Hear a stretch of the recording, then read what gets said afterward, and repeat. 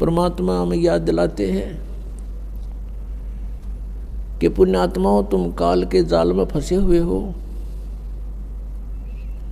और जिस सुख को तुम छोड़ आए हो सतलोक में, उसको तुम यहां खोज रहे हो। जो सुख आपको अपने घरों में होता है, उस फैसिलिटी को आप जेल में चाह रहे हो, वो कभी नहीं हो सकती। तो ये 21 ब्रह्मांड जेल है काल की। 21 ब्रह्मांड ये काल की कैद है, इसमें हम बंद हैं, कर्मों का दंड हम भोग रहे हैं और संस्कारों के बंधन से, रस्से से, बेड़ियों से हमें बांध रखा है और इस जेल में हम सुख ढूंढ रहे हैं। ये हमारी अज्ञानता और भोलापन है। इसके विषय में भगवान बता रहे हैं कि तन धर सुखिया कोई नहीं देखा। हमने, परमात्मा कहते हैं, इसकी 21 ब्रह्मांड में दौरा कर लिया, कोई भी जीव सुखी नहीं पाया हमने। परमात्मा कहते हम ब्रह्मा के पास गए तो वो महादुखी, विष्णु के पास गए उसने भी सैकड़ों चिंताएं अपनी बताई, शंकर जी के पास गए वो भी दुखी।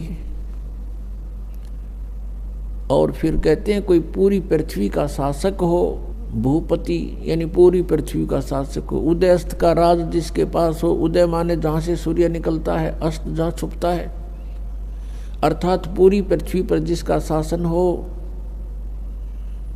वो राजा भी सुखी नहीं देखा हमने। फिर बताते हैं, देखो एक परिवार का मुखिया वो प्रबंधक होता है अपने परिवार का, और 5-4 सदस्यों के अरेंजमेंट में वो महादुखी हो लेता है, टेंशन हो जाती है, रात को नींद भी नहीं आती उसको। और राजा एक अक्षेत्र का प्रबंधक होता है, मुखिया होता है, तो वो कैसे सुखी हो सकता है? ये तो हमारी एक अज्ञान, हमने सुख के नापण का आधार गलत ले रखा है, जिस कारण से हमने महादुखी आदमी, व्यक्ति सुखी दिखाई देता है। उसके लिए परमात्मा हमें बताना चाहते हैं कि भाई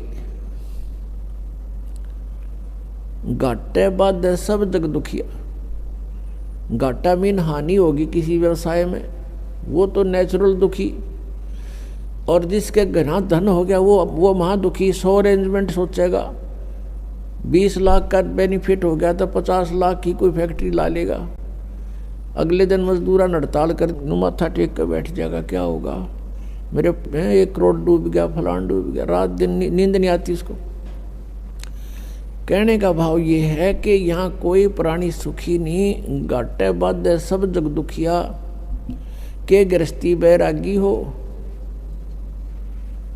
जैसे किसी ने घर त्याग दिया, बैराग ले लिया, जंगल में जा बैठा, वन में।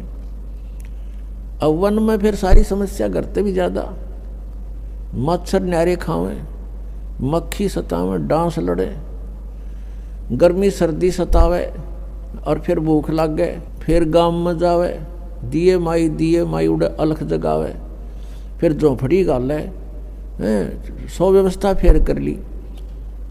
परमात्मा कहते हैं जो वास्तविक विधि है परमात्मा की भक्ति करने की, उससे तुम अपरिचित हो, और इस काल की प्रेरणा से प्रेरित होकर के साधकों ने अपने मनमुखे आचरण शुरू कर दिए हैं।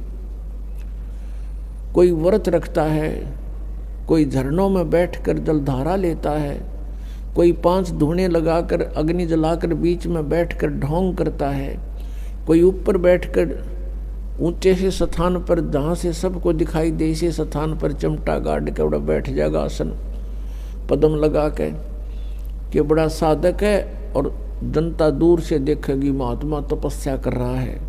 फिर वहाँ जनता की लाइन लग जाएगी, दर्शनार्थ चढ़ावा चढ़ाने लग जाएंगे, दान करने लग जाएंगे।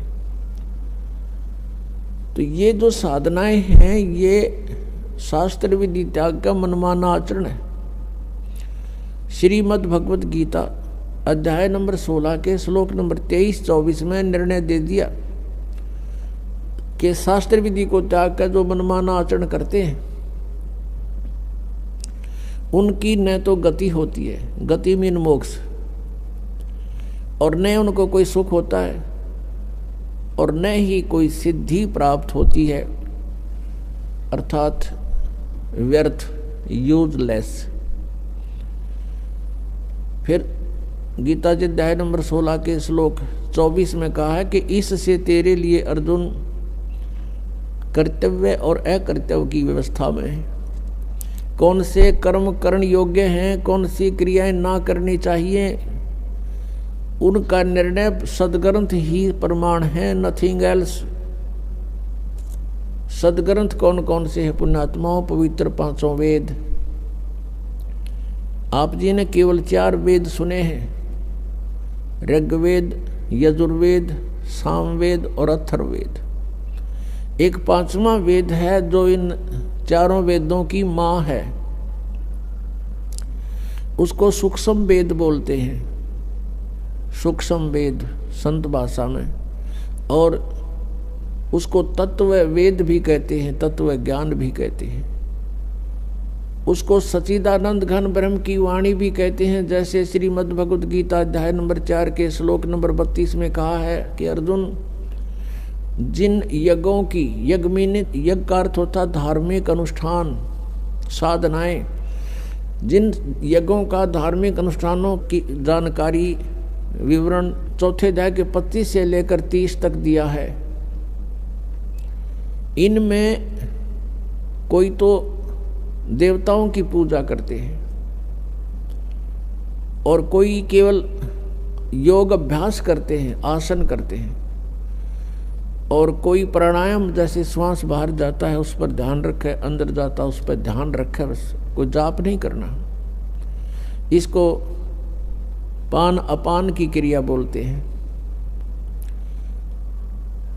और कुछ प्राणायाम करके अपना श्वास सूक्ष्म करके ध्यान लगाने का चेष्टा करते हैं, कुछ स्वाध्याय करते हैं, कुछ तीक्ष्ण अहिंसावादी व्रत रखते हैं, जैसे मुंह पर पट्टी बांध ली, नंगे पैरों घूमना, झाड़ू सी लेकर, कुछ ऐसी साधनाएं करते हैं, कुछ स्वाध्याय ही करते हैं, नित्य कोई पाठ कर लिया किसी भी धर्म ग्रंथ का।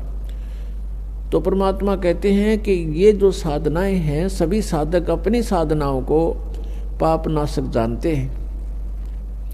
वो ये सोच रहे हैं हम जो साधना कर रहे हैं ये हमारा पाप नाश करेंगी, पाप नाश होने से ही परमात्मा मिलेगा।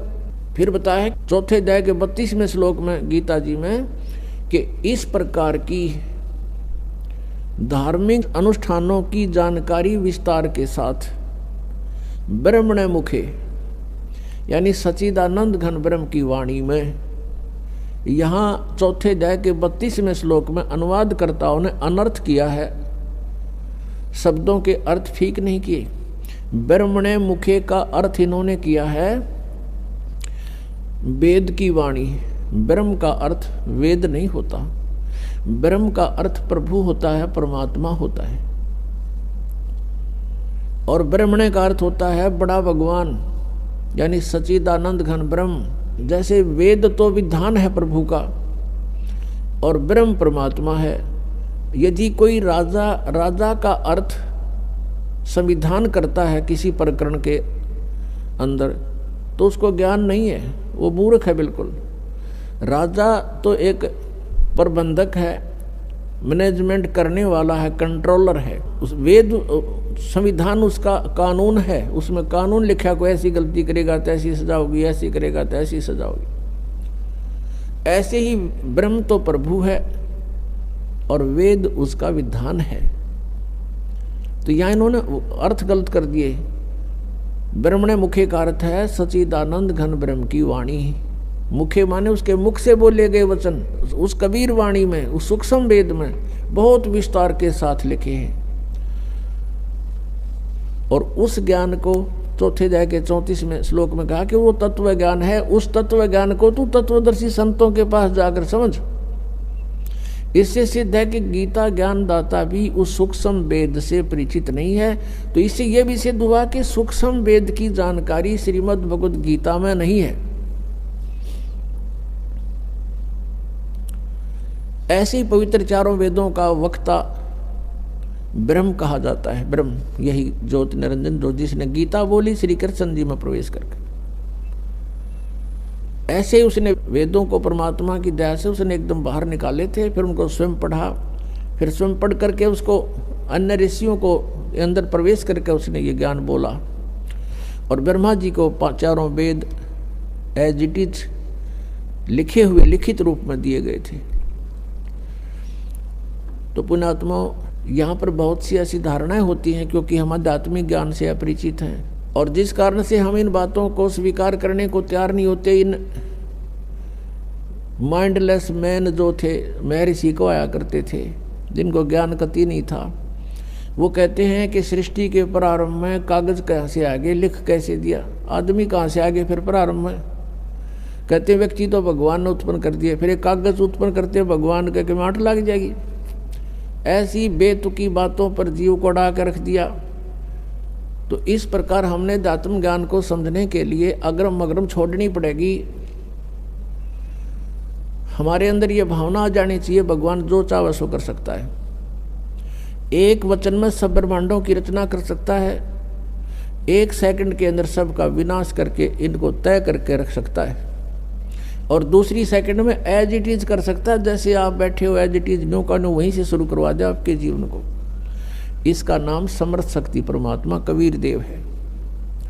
मौला थल से जल करे और जल से थल कर देत, हे साहेब तेरी साहेबी अब श्याम को हुक सवेत।